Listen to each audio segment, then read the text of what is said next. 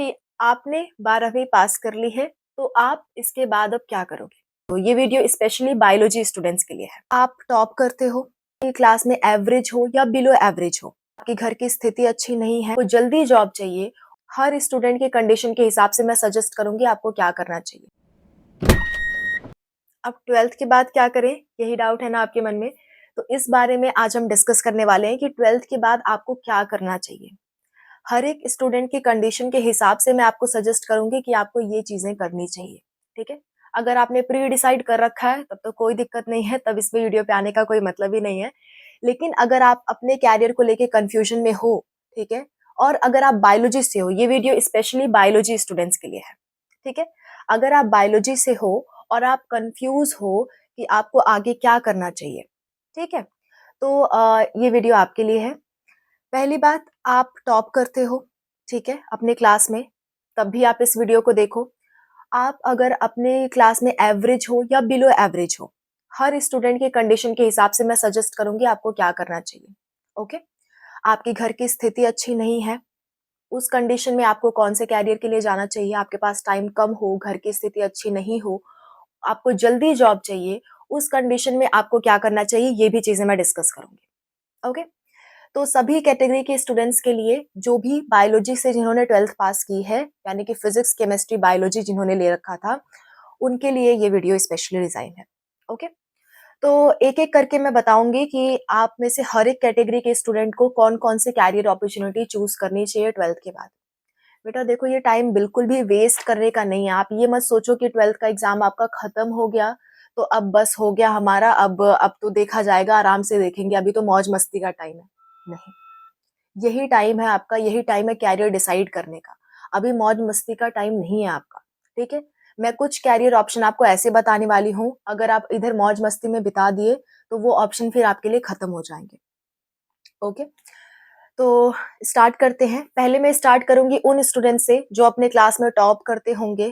ठीक है, चाहे वो हिंदी मीडियम से हो, इंग्लिश मीडियम से, इससे कोई फर्क नहीं पड़ता। ठीक है, मैं जो भी आपको एग्जाम्स बताऊंगी वो हिंदी मीडियम और इंग्लिश मीडियम दोनों के बच्चों के लिए है, और लड़का और लड़की दोनों के लिए है। ठीक है, तो इसमें कहीं कोई आप ये मत समझना कि अरे हम हिंदी मीडियम के हैं, या मैं तो लड़की हूँ या मैं तो लड़का हूँ, इस कैरियर में नहीं जा सकता, ऐसा कुछ नहीं है।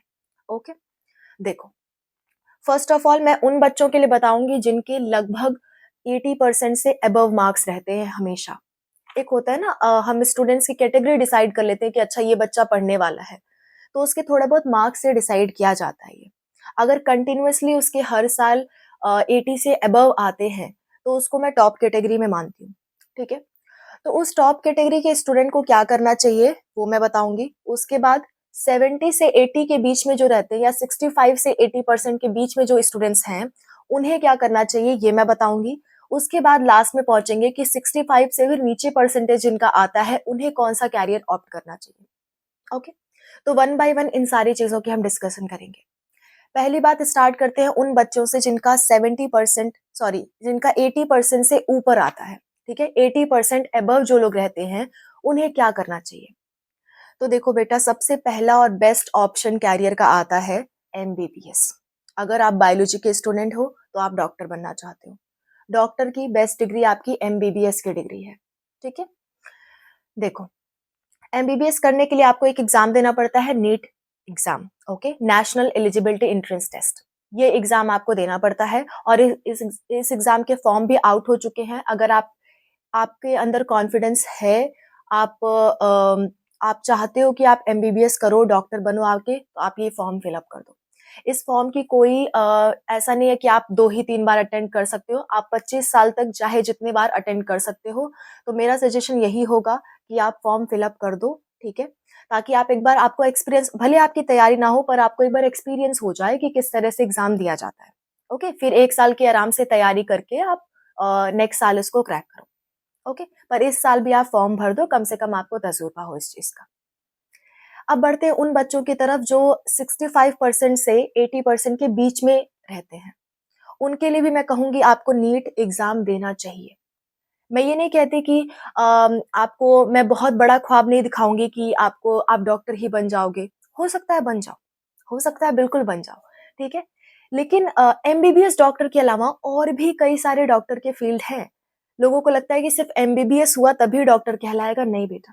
बहुत सारे डॉक्टर्स बनने की अपॉर्च्युनिटी है, आप उन सबको ट्राई कर सकते हो और अब तो सारे के लिए एक ही एग्ज़ाम होता है, NEET entrance exam, okay? NEET exam जो है उसके थ्रू आप क्या-क्या बन सकते हो, मैं आपको एक लिस्ट से बता देती हूँ और उनकी कट ऑफ भी बताऊँगी कि इतनी कट ऑफ आपकी होनी चाहिए, इतने मार्क्स आपको नीट में गेन करने हैं, तब जाके आपको ये कोर्स मिलेगा। पहली बात, सबसे टॉप कैटेगरी में नीट में आता है एमबीबीएस। एमबीबीएस के लिए आपको 650 अबव मार्क्स चाहिए। आज के समय में 650 के लगभग आपको मार्क्स चाहिए, तभी आपको एमबीबीएस कॉलेज मिलेगा। ओके, गवर्नमेंट कॉलेज की बात करिए, प्राइवेट की तो फीस हमारे पहुँच से बाहर होती है ना।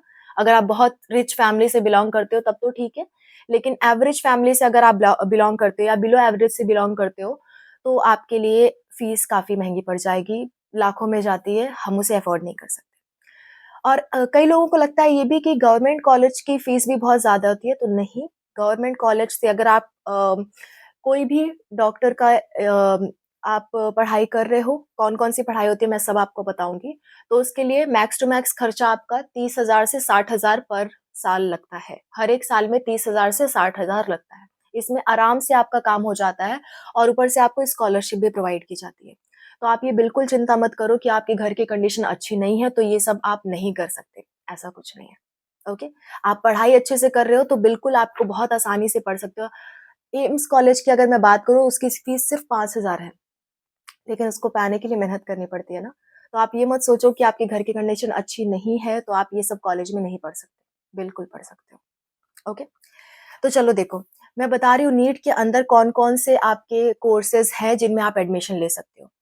सबसे पहली बात, नीट के अंदर आता है एमबीबीएस, जो कि टॉप माना जाता है, सबसे ऊपर का कैटेगरी माना जाता है, हर किसी की ख्वाहिश होती है वो हमें मिले, ठीक है?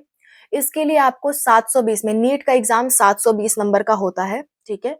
उसमें आपको 720 में 650 से ऊपर आपको स्कोर करना होगा, तभी आपको फिक्स है कि गवर्नमेंट कॉलेज एमबीबीएस का आपको मिल जाएगा। दूसरा, इससे नीचे की कैटेगरी होती है आपकी बीडीएस। बीडीएस और बीएमएस आजकल एक लेवल पे है। बीएमएस क्या होता है? बीएमएस आयुर्वेद से रिलेटेड होता है। इसमें काफ़ी हद तक हिंदी का इस्तेमाल होता है, संस्कृत का इस्तेमाल होता है। तो अगर आप हिंदी मीडियम के स्टूडेंट हो तो ये आपके लिए बेस्ट अपॉर्च्युनिटी है।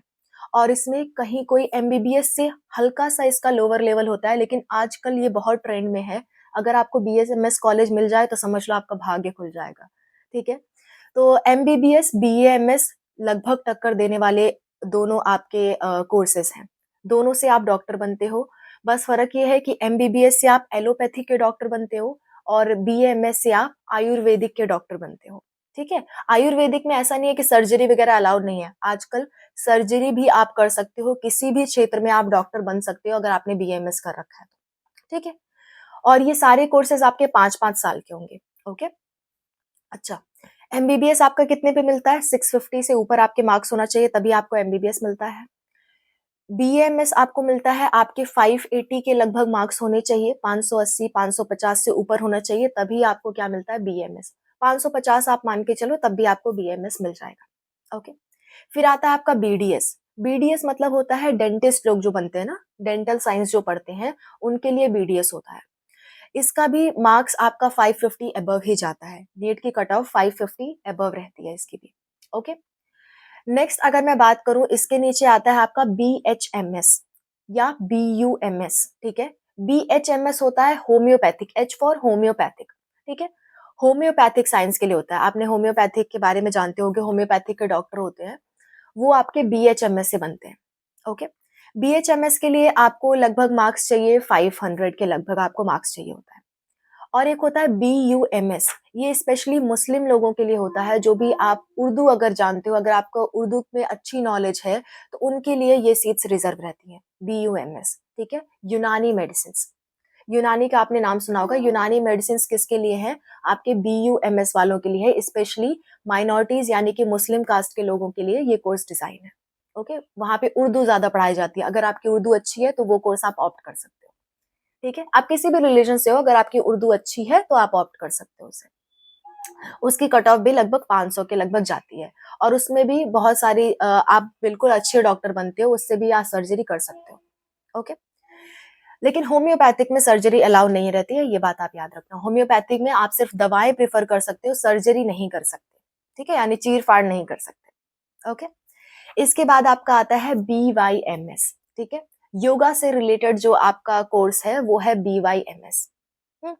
इसके लिए भी आपको 500 के लगभग मार्क्स चाहिए होते हैं।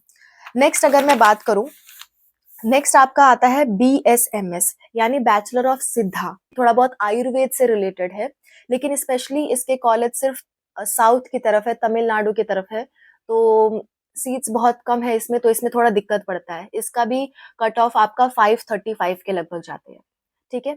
नेक्स्ट अगर मैं बात करूँ तो नेक्स्ट है आपका veterinary sciences BVSc and AH, ठीक है? मतलब कि जानवरों के डॉक्टर बनना। कई लोग को जानवरों से बहुत प्रेम होता है, जैसे कि डॉग से, कैट से, या जानवरों के डॉक्टर लोग बनना चाहते हैं। इसके लिए आपकी कट ऑफ जाती है 500 और ये भी बहुत अच्छा फील्ड है, आप बिल्कुल इसे ऑप्ट कर सकते हो। उसके बाद आपका ये तो उन बच्चों के लिए हो गया जो पढ़ने में बहुत अच्छे, अगर आपके बहुत अच्छे मार्क्स आ जाते हैं, ये सारी चीज़ें आप अटेंड कर सकते हो। अगर आप पढ़ने में बहुत वीक हो, ठीक है? बहुत अच्छे नहीं हो, मतलब एवरेज हो, बहुत वीक नहीं पर एवरेज हो, ठीक है? सामान्य हो आप, तो आपके लिए 2-3 कोर्सेज़ और हैं जो भी जो नीट के थ्रू ही आपको मिल सकते हैं, ठीक है? पहला है आपका बीपीएच यानी बैचलर ऑफ पब्लिक हेल्थ, ठीक है? बैचलर ऑफ पब्लिक हेल्थ जो होता है उसके लिए आपको सिर्फ़ और सिर्फ़ 440 या 450 मार्क्स में आपका एडमिशन बहुत आसानी से हो जाता है, ठीक है? इससे हाँ, ये जो तीनों कोर्सेज़ हैं बीपीएच, बीएससी नर्सिंग और बीपीटी, ये भी अब नीट के थ्रू ही होता है, लेकिन इन तीनों कंडीशन में आपको डॉक्टर नहीं कहा जाएगा। आपको डॉक्टर की उपाधि नहीं मिलती है। बाकी जो मैंने अभी एक लाइन से कोर्स बताए थे, उन सब में आप डॉक्टर कहलाओगे। लेकिन अगर आप बीएससी नर्सिंग करते हो, बीपीएच करते हो या बीपीटी करते हो, इस केस में आप डॉक्टर नहीं कहलाओगे, ठीक है? और इसमें आपको इन तीनों के लिए आपको मार्क्स चाहिए होते हैं 400 से 450 के बीच में। इसमें आसानी से आपके एडमिशन्स हो जाते हैं, ठीक है? 400 से 440 के बीच में। इतना कोई भी आसानी से स्कोर कर सकता है, आधा ही तो स्कोर करना है। ठीक है? तो अगर आप ठीक-ठाक से पढ़ रहे हो, अगर आप तैयारी कर रहे हो, तो इतना आप बहुत आसानी से स्कोर करके एडमिशन कॉलेज में ले सकते हो और बहुत अच्छी करियर अपॉर्च्युनिटी है। और इन तीनों कोर्सेज़ के लिए आपके 4 साल की ड्यूरेशन होती है, 4 से साढ़े 4 साल में आपका ये कोर्स कंप्लीट हो जाता है और बाकी सारे कोर्सेज़ जो मैंने बताए वो 5 साल में कंप्लीट होते हैं, ठीक है? 5 से साढ़े 5 साल, अलग-अलग कॉलेज में थोड़ा-थोड़ा वैरी करता है और इन सब की फीस 30,000 से 60,000 के बीच में है, ठीक है? इससे ज़्यादा कहीं नहीं जाएगी और आपको स्कॉलरशिप के फॉर्म में रिटर्न भी मिल जाती है। ओके, तो ये बात हो गई उन बच्चों के लिए जिन्होंने 65% से 80% के बीच में जो स्कोर करते हैं, यानी पढ़ने में जो एवरेज कंडीशन में आते हैं। उन्हें इसके लिए नीट का फॉर्म ज़रूर भरना चाहिए और कम से कम बीपीटी, बीएससी नर्सिंग या आपका जो आपका पीएच है, इन सबको ऑप्ट करना चाहिए। ओके, अब बात आती है उन बच्चों की जो एवरेज से भी थोड़ा नीचे हैं, यानी 65% से नीचे वाले जो हैं। उन्हें क्या करना चाहिए? उनमें 2 कैटेगरी में डिवाइड कर रही हूँ। पहली वो कैटेगरी जिनके जिनके घर की कंडीशन अच्छी नहीं है, वो बहुत ज़्यादा टाइम नहीं दे सकते पढ़ने में और उनको जॉब जल्दी चाहिए, ठीक है? 2-3 साल के अंदर आपको अच्छी जॉब चाहिए, तो आपको क्या करना चाहिए? और अगर आपकी घर की कंडीशन अच्छी है, आप प्रॉपर 4-5 साल का टाइम दे सकते हो पढ़ने में, तो उन लोगों को क्या करना चाहिए? ओके? इन 2 कैटेगरी में हम बात करेंगे। पहले उनकी बात कर लेते हैं जिनको तुरंत जॉब चाहिए, ठीक है? मतलब 2-3 साल, 4 साल के अंदर जिनको जॉब चाहिए, उनको क्या करना चाहिए? उनको 12th के बाद क्या करना चाहिए? तो आप अगर बायोलॉजी से हो और आपके घर की कंडीशन अच्छी नहीं है, आपको जल्दी जॉब चाहिए, तो आपको पैरामेडिकल कोर्स ऑप्ट करना चाहिए। अब पैरामेडिकल कोर्स क्या होता है? पैरामेडिकल कोर्स मतलब जो आपके जो फार्मासिस्ट होते हैं, यानी कि जो दवाओं की दुकान चलाते हैं, है ना? दवा वगैरह के लाइसेंस जिनके पास होता है, वो भी बहुत अच्छा खासा अर्निंग करते हैं, ओके? जो डॉक्टर्स के हेल्पर्स होते हैं, उनकी तरह आप काम कर सकते हो, ठीक है? तो इसके लिए आपका बी फार्मा की अगर मैं बात करूँ, तो बी फार्मा के लिए एक एग्ज़ाम होता है आपका, वो एग्ज़ाम होता है आपका यूपीसीईटी और यूपीएसईई, ठीक है? ये 2 एग्ज़ाम होते हैं आपके बी फार्मा के लिए। बी फार्मा अगर आप कर लेते हो तो आप 2 साल के अंदर आपकी अच्छी खासी नौकरी में लग जाएगी, 20 से 30,000 की सैलरी आप कमा सकते हो 2 साल के बाद। और आगे भी अगर आप मास्टर्स की डिग्री करते हो तो आपकी 50,000 अबव सैलरी होती है, ठीक है? तो अगर आप जल्दी जॉब पाना चाहते हो तो ये कोर्स आप ऑप्ट कर सकते हो। आसान भी पड़ता है, बहुत ज़्यादा टफ नहीं है और जल्दी आपका कोर्स भी कंप्लीट हो जाता है। अगर आप पढ़ने में बहुत ज़्यादा इंटरेस्ट नहीं रखते हो तो आप इसको ऑप्ट कर सकते हो। हाँ, ये है इसमें मेडिसिन्स के बारे में थोड़ा पढ़ना पड़ता है, उसमें कोई दिक्कत नहीं है, किसी भी क्षेत्र में जाओगे पढ़ाई तो करनी है ना? लेकिन अगर आप जल्दी अपनी पढ़ाई पूरी करके कोई जॉब पाना चाहते हो तो ये आपके लिए बेस्ट ऑप्शन है, बी फार्मा। ओके? और भी पैरामेडिकल कोर्स है लेकिन उसमें डायरेक्ट परसेंटेज पे एडमिशन होता है। अगर कोई बच्चा ऐसा है जो डायरेक्ट परसेंटेज पे उनके परसेंटेज अच्छे आ रहे हैं पर वो एमबीबीएस नहीं करना चाहता, तो वो पैरामेडिकल कोर्स में जा सकता है जैसे कि लैब टेक्नीशियन बन सकता है, ठीक है? उसके डायरेक्ट परसेंटेज पे ही एडमिशन हो जाएगा। अगर आपको पैरामेडिकल कोर्सेज़ पे एक सेपरेट वीडियो चाहिए डिटेल में कि कैसे क्या होता है, तो उसपे मैं वीडियो बना दूँगी, आप मुझे एक बार कमेंट कर देना। आज की वीडियो एक जनरल वीडियो है कि सारे बच्चों को क्या-क्या करना चाहिए। ओके? अब बात आती है उन बच्चों की जो जिनकी फैमिली की कंडीशन अच्छी है और वो 65% से बिलो स्कोर करते हैं, यानी पढ़ाई में बहुत अच्छे नहीं है पर फैमिली कंडीशन अच्छी है, कोई जॉब वगैरह की खास टेंशन नहीं है। तो मैं सजेस्ट करूँगी आपको बीएससी करना चाहिए, ठीक है? बीएससी आपको इस कंडीशन में करना चाहिए, बीएससी जूलॉजी, बॉटनी या किसी भी सब्जेक्ट से आप कर लो, केमिस्ट्री आप ले सकते हो, जूलॉजी ले सकते हो, बॉटनी ले सकते हो, आपकी इच्छा, आपका जिस भी सब्जेक्ट में इंटरेस्ट है वो आप ले सकते हो। पर यहाँ मैं एक चीज़ सजेस्ट करूँगी, यूँ ही आस-पास के कॉलेज से बीएससी करने से अच्छा है बेटा कि अच्छे से तैयारी करो और बीएचयू वगैरह से बीएचयू वगैरह से बीएससी आप करो, ठीक है? वहाँ पे जो आपको माहौल मिलेगा, वो आपके माइंड के लेवल को और ब्रॉड करेगा और आपको अच्छी जॉब अपॉर्च्युनिटीज़ देगा, अच्छा करियर आपका बना के देगा। तो यहीं आस-पास से प्राइवेट तौर पे बीएससी करने से अच्छा है कि थोड़ी-सी तैयारी करके बीएचयू कॉलेज या किसी अन्य कॉलेज से आप अपना एडमिशन ले लो, ठीक है? वो कैसे लोगे? इसके लिए आपको सीयूईटी, यूजी का एग्ज़ाम देना पड़ता है। इसके भी फॉर्म इस समय आउट है, 12 मार्च इस फॉर्म की लास्ट डेट है, तो आप इस फॉर्म को अप्लाई कर सकते हो, ठीक है? फॉर्म की फीस होगी ₹1200 आपकी फीस होगी फॉर्म की और इस फॉर्म को आप अप्लाई कर सकते हो। 12th के लेवल की चीज़ें ही पूछी जाती हैं और ये एग्ज़ाम आपका लगभग अप्रैल-मई में होगा, ठीक है? 2 महीने अगर आपने बायोलॉजी ठीक-ठाक से पढ़ी है, तो 2 महीने इनफ हैं आपको इस एग्ज़ाम को क्रैक करने के लिए, ठीक है? 2 महीने लग के तैयार कर लोगे तो ये एग्ज़ाम क्रैक कर लोगे और जाके बीएचयू से आप बीएससी कर पाओगे, ठीक है? बीएससी के बाद आप या तो एमएससी ऑप्ट कर सकते हो या तो बीएड की कैटेगरी में जा सकते हो यानी कि टीचिंग लाइन में जा सकते हो। जो पढ़ने में थोड़ा ज़्यादा समय दे सकता है वो इस कैटेगरी को ऑप्ट करे, ठीक है? अगर आप वीक हो, पढ़ने में अच्छे नहीं हो पर आपके पास समय ज़्यादा है, तो आप इस कैटेगरी आपके लिए बेस्ट कैटेगरी है। ओके? तो ये मेरे सजेशंस थे कुछ। अगर इनमें से किसी भी टॉपिक पे आपको डिटेल में वीडियो चाहिए कि मैम इस पर्टिकुलर चीज़ को और डिटेल में बता दो कि कैसे होता है, कैसे करना है, तो आप बिल्कुल मुझे कमेंट बॉक्स में बताना, मैं आपको अच्छे से सजेस्ट कर दूँगी इसे। एक कंप्लीट वीडियो मैं उस पे ला दूँगी, एक-एक पर्टिकुलर टॉपिक पे, ठीक है? वैसे भी मैं पैरामेडिकल और डिप्लोमा कोर्स पे एक कंप्लीट वीडियो लाऊँगी, ठीक है? तो मैं कोशिश करूँगी अगर आपके कमेंट्स मुझे पॉज़िटिव मिले, तो मैं उस पे भी वीडियोज़ लाऊँगी। ओके? तो आज के लिए बस इतना ही। आई होप आपकी प्रॉब्लम सॉल्व हुई होंगी, आपको समझ में आया होगा आपको क्या करना चाहिए आगे। अगर फिर भी नहीं समझ में आया है, तो कमेंट बॉक्स हमेशा आपके लिए ओपन है। ओके?